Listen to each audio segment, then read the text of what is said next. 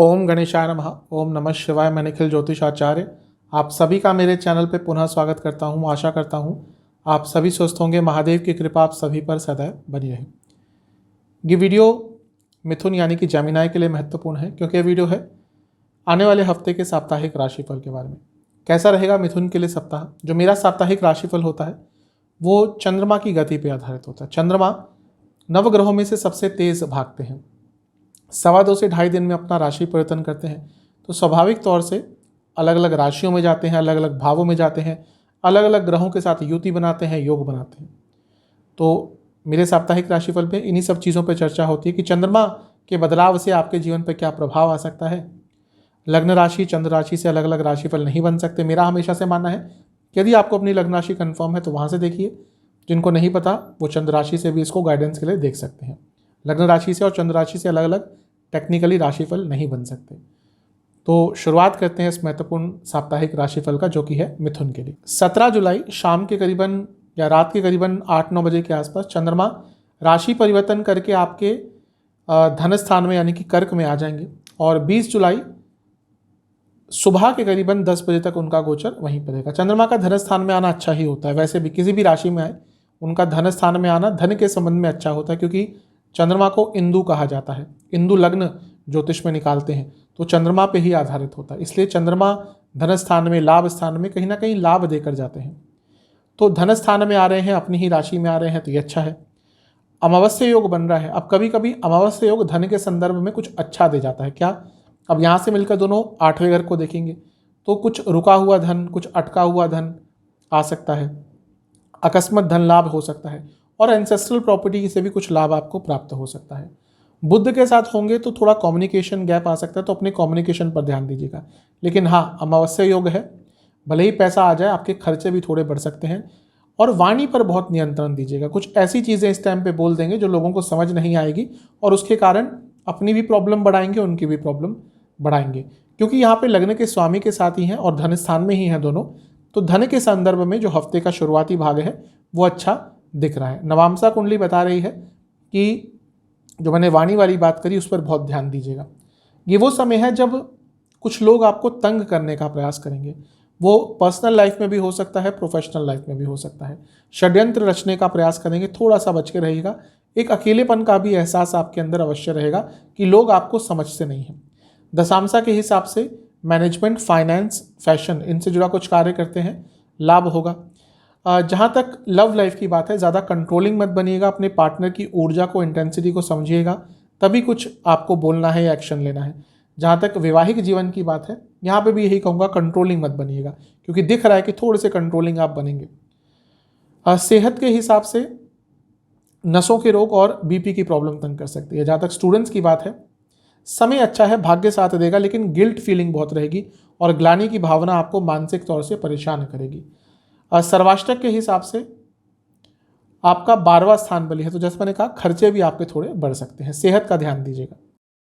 20 जुलाई सुबह के करीबन 10 बजे के आसपास चंद्रमा 3रे भाव में आ जाएंगे यानी कि सिंह में, और 22 जुलाई रात के करीबन 10 बजे तक उनका गोचर यहीं पर रहेगा।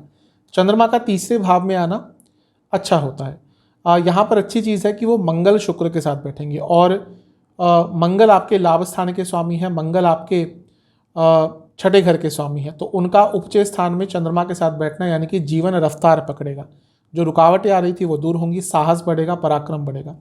साथ में यहाँ पे वो शुक्र के साथ भी हैं और शुक्र आपके 5म भाव के स्वामी है, लक्ष्मी स्थान के स्वामी है और मंगल शुक्र की युति धन योग बनाती है।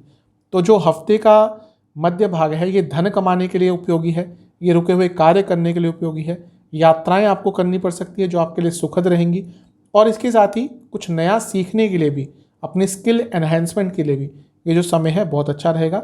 लेकिन कम्युनिकेशन में एक एग्रेशन रहेगा, ईगो झलकेगा, तो उस चीज़ पर थोड़ा नियंत्रण रखिएगा क्योंकि जब अहम झलकता है बातों में तो कहीं ना कहीं गड़बड़ हो ही जाती है। जहाँ तक नवामसा की बात है, और सब कुछ ठीक है, घर में भी पैसा आ सकता है, लेकिन यहाँ पे भी ईगो वाली ही बात दिख रही है। कुछ घर में ऐसी बात मत कीजिएगा जो किसी को हर्ट हो जाए। अपने वाणी पर, अपने ईगो पर थोड़ा नियंत्रण रखना पड़ेगा। दशांशा के हिसाब से यदि आप एडमिनिस्ट्रेशन से जुड़ा कुछ काम करते हैं तो आपके लिए समय अच्छा रहेगा। जहाँ तक लव लाइफ की बात है, बदलाव आएंगे, काफ़ी बदलाव इस टाइम पे आ रहे हैं ऑलरेडी, उनके हिसाब से अपने आप को बदलिएगा और ओवर थिंकिंग बिल्कुल मत कीजिएगा। वैवाहिक जीवन ठीक ठाक सा है, नॉर्मल सा है, चीज़ों को सिंपल रखिएगा। सेहत के हिसाब से नसों की प्रॉब्लम बनी रहेगी, पेट की प्रॉब्लम तंग करेगी और जिनको डायबिटीज़ है दिक्कत बढ़ेगी। स्टूडेंट्स के लिए बहुत शुभ समय है, भाग्य का साथ मिलेगा और जो कार्य अटक रहे थे वो इस टाइम पे पूर्ण हो सकते हैं। जहाँ तक सर्वाष्टक की बात है, आपका प्रथम स्थान ही अत्यंत बली है, तो एक पराक्रम, एक साहस आपके अंदर भरपूर रहेगा हफ्ते के मध्य भाग में। 22 जुलाई रात के करीबन 10 बजे चंद्रमा आ जाएंगे आपके चौथे भाव में, यानी कि कन्या राशि में, और सप्ताह के अंत तक यहीं पर रहेंगे। चंद्रमा का चौथे भाव में जाना कारको भावनाशय दोष उत्पन्न करता है, क्योंकि धन स्थान के स्वामी है, चौथे भाव में जा रहे हैं, यानी कि घर में पैसा आ सकता है, प्रॉपर्टी से पैसा कमा सकते हैं, प्रॉपर्टी से संबंधित काम करते हैं उसमें लाभ हो सकता है।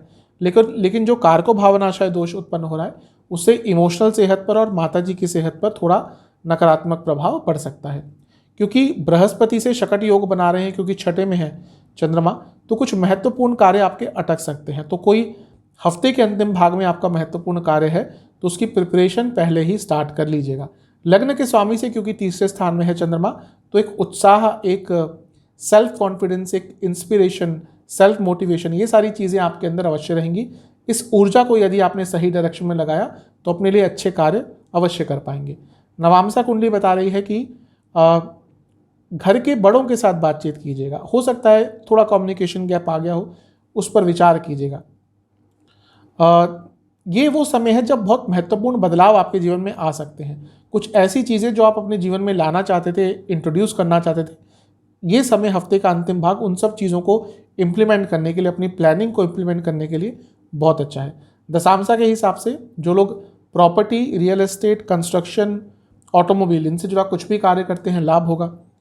जहाँ तक लव लाइफ की बात है, समय अच्छा दिख रहा है, एक अच्छा माहौल रहेगा, सब कुछ ठीक दिख रहा है। जो प्रॉब्लम्स चल रही थी उनका भी अंत हो सकता है। वैवाहिक जीवन, थोड़ी मैच्योरिटी की आवश्यकता है, छोटी छोटी चीज़ें हैं जो अपूर्ण रह रही हैं उनको पूर्ण करना है। सेहत के हिसाब से नसों के रोग, आँखों के रोग, पेट के रोग तंग करेंगे। जहाँ तक स्टूडेंट्स की बात है, हफ्ते के अंत में भी भाग्य का पूरा साथ मिलेगा, बल्कि हफ्ते का अंतिम भाग तो आपके लिए बहुत शुभ है। कोई एग्जाम आदि आपका पड़ता है, बहुत अच्छा उसमें करेंगे। सर्वाष्टक के हिसाब से आपका भाग्य स्थान अत्यंत बली है, तो हफ्ते के अंत में भाग्य का भी आपको भरपूर साथ मिलेगा। उपाय के स्वरूप में आपको गणेश जी की 2 बार आरती करनी है और गणपति जी को लड्डुओं का भोग लगाना है और 2 घी के दिए अर्पण करने हैं। आशा करता हूँ कि ये राशिफल आपके काम आएगा। चैनल पे यदि आप नए हैं तो सब्सक्राइब कर लीजिए, वीडियो को लाइक कर लीजिए। मिलता हूँ आप सभी से अगली वीडियो में, तब तक के लिए ओम नमः।